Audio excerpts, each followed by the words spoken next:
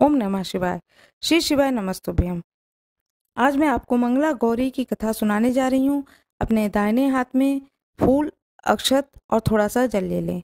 ईश्वर बोले, हे सनत कुमार, पूर्व काल में कुरु देश में श्रुत कीर्ति नामक एक विद्वान, कीर्तिशाली, शत्रुओं का नाश करने वाला, 64 कलाओं का ज्ञाता तथा धनुर्विद्या में कुशल राजा हुआ था। पुत्र के अतिरिक्त उसे किसी भी चीज की कमी नहीं थी।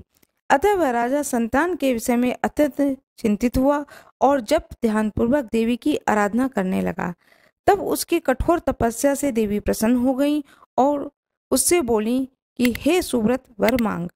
श्रुतकीर्ति बोले, हे देवी, यदि आप मुझ पर प्रसन्न हैं तो मुझे सुंदर पुत्र दीजिए। हे देवी, आपकी कृपा से अन्य किसी भी वस्तु का अभाव नहीं है। उसका यह वचन सुनकर पवित्र मुस्कान वाली देवी ने कहा, हे राजन, तुमने अत्यंत दुर्लभ वर मांगा है, फिर भी कृपावश मैं तुम्हें अवश्य दूंगी। किंतु हे राजन, सुनिए, यदि परम गुणी पुत्र चाहते हो तो वह केवल 16 वर्ष तक जीवित रहेगा, और यदि रूप तथा विद्या से विहीन पुत्र चाहते हो तो वह दीर्घजीवी होगा। देवी के यह वचन सुनकर राजा चिंतित उठा। पुनः अपनी पत्नी से परामर्श करके उसने गुणवान तथा सभी शुभ लक्षणों से संपन्न 16 वर्ष की आयु वाला पुत्र मांगा। तब देवी ने भक्ति संपन्न राजा से कहा, हे नृपनंदन, मेरे मंदिर के द्वार पर आम का वृक्ष है, उसका एक फल लाकर मेरी आज्ञा से अपनी भार्या को उसे भक्षण करने हेतु प्रदान करो, जिससे वह शीघ्र ही गर्भ धारण करेगी, इसमें संदेह नहीं है। प्रसन्न होकर राजा ने वैसा ही किया और उसकी पत्नी ने गर्भ धारण किया।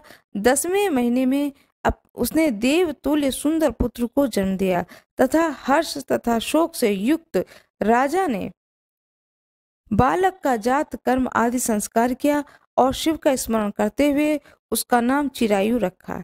इसके बाद पुत्र के 16 वर्ष के होने पर पत्नी सहित राजा चिंता में पड़ गए और विचार करने लगे कि यह पुत्र बड़े कष्ट से प्राप्त हुआ है और मैं इसकी दुखद मृत्यु अपने ही सामने कैसे देख सकूंगा।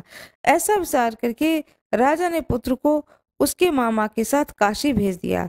प्रस्थान करते समय राजा की पत्नी ने अपने भाई से कहा कि कार्पटिक का वेश धारण करके आप मेरे पुत्र को काशी ले जाइए। मैंने भगवान मृत्युंजय से पूर्व में पुत्र के लिए प्रार्थना की थी और कहा था कि हे विश्वेश, आप जगत पति की यात्रा के लिए मैं उस पुत्र को अवश्य भेजूंगी, अतः आप मेरे पुत्र को आज ही ले जाइए।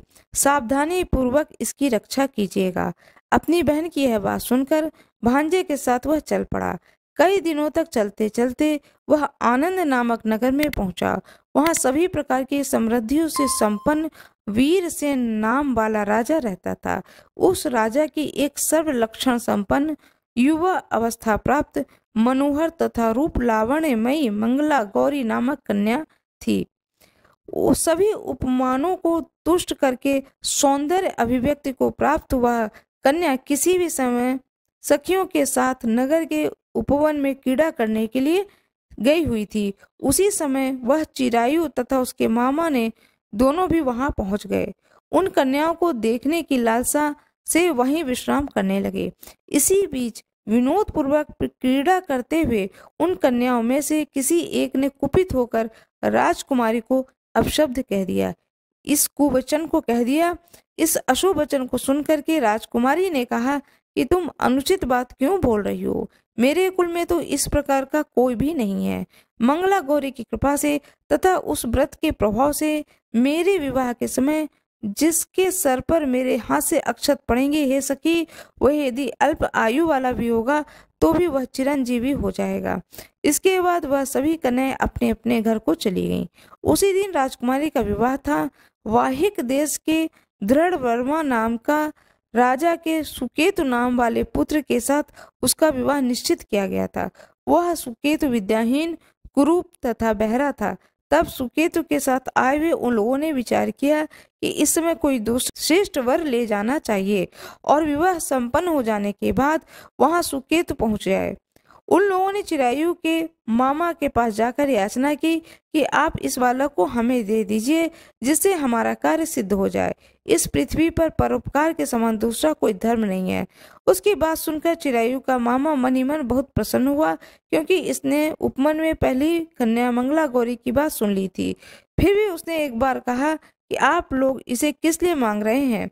कार्य के सिद्ध हेतु वस्त्र, अलंकार आदि मांगे जाते हैं, वर तो कोई नहीं मांगता। तथापि आप लोगों का सामान रखने के लिए मैं इसे दे रहा हूँ।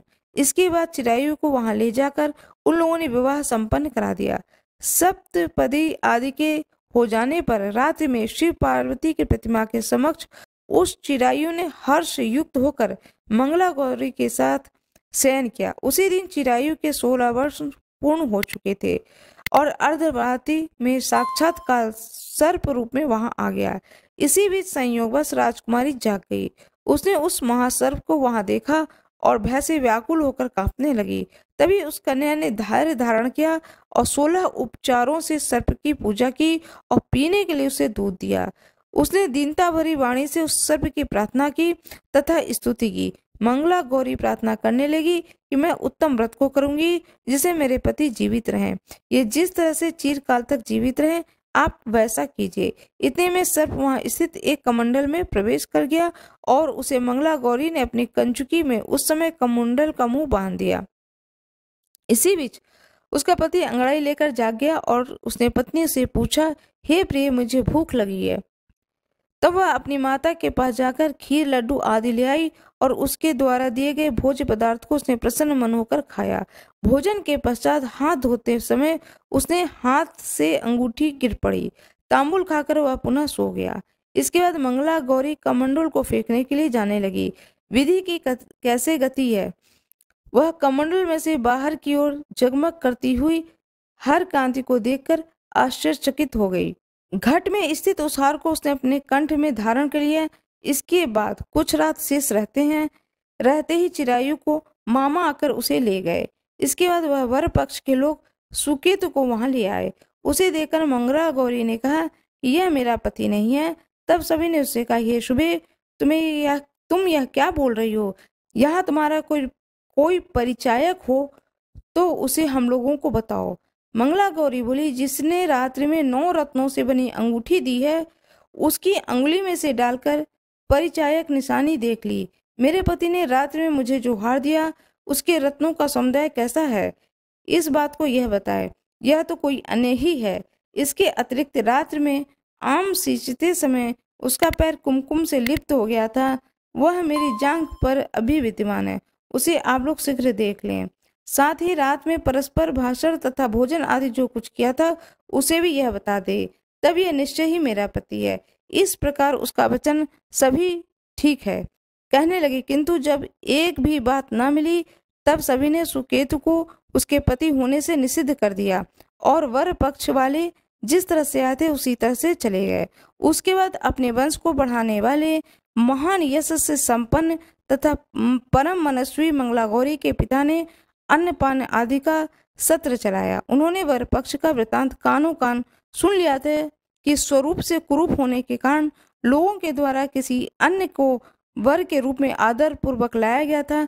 तब उन्होंने अपनी कन्या को पर्दे के भीतर बिठा दिया। उसके बाद 1 वर्ष बीतने पर यात्रा करके चिरायु अपने मामा के साथ यह देखने आया कि विवाह के बाद वहां पर क्या हुआ। तब उसे गवाक्ष के भीतर से देखकर वह मंगला गौरी अत्यंत प्रसन्न हुई और माता पिता से बोली कि मेरे पति आ गए हैं। राजा ने अपने सुहृदयजनों को बुलाकर पूर्व में कहे गए सभी परिचायकों को निशानी को देखकर मंद मुस्कान वाली अपनी कन्या चिरायु को सौंप दी। राजा ने शिष्ट जनों को साथ लेकर विवाह का उत्सव कराया। इसके बाद राजा वीरसेन ने वस्त्र, आभूषण आदि, सेना, घोड़े, रथ, अन्य भी बहुत सी सामग्री देकर उन्हें विदा किया। उसके बाद कुल को आनंदित करने वाला यह चिरायु पत्नी तथा मामा को साथ लेकर सेना के साथ अपने नगर पहुंचा। लोगों के मुख से उसे आया हुआ सुनकर उसके माता पिता को विश्वास नहीं हुआ। उन्होंने सोचा कि प्रारब्ध अन्यथा कैसे हो सकता है। इतने में वह अपने माता पिता के पास आ गया और स्नेह से परिपूर्ण तथा चिरायु भक्ति पूर्वक उनके चरणों में गिर पड़ा। तब अपने पुत्र का मस्तक सूंघकर उस पर दोनों ने परम आनंद को प्राप्त किया। पुत्र वधू मंगला गौरी ने भी सास ससुर को प्रणाम किया। तब सास ने उसे अपने गोद में बिठाकर सारा वृतांत शीघ्रता पूर्वक पूछने लगी। हे महामुने, तब पुत्र वधू ने भी मंगला गौरी के उत्तम व्रत, महात्म्य तथा कुछ घटित हुआ था वह सब बता दिया। हे सनत कुमार, मैंने आपसे इस मंगला गौरी व्रत का वृतांत दिया। कोई भी इसका श्रवण करे अथवा जो भी इसे कहता है उसे सभी मनोरथ पूर्ण हो जाती है, इसमें संदेह नहीं है। सूत जी बोले, हे ऋषि, इस प्रकार शिव जी ने सनत कुमार को यह मंगला गौरी व्रत बताया और उन्होंने सभी कार्य को पूर्ण करने वाले इस व्रत को सुनकर महान आनंद प्राप्त किया। इस प्रकार स्कंद पुराण के अंतर्गत ईश्वर सनत कुमार संवाद में श्रावण मास महात्म्य में मंगला गौरी व्रत कथन नामक 7वां अध्याय पूर्ण हुआ।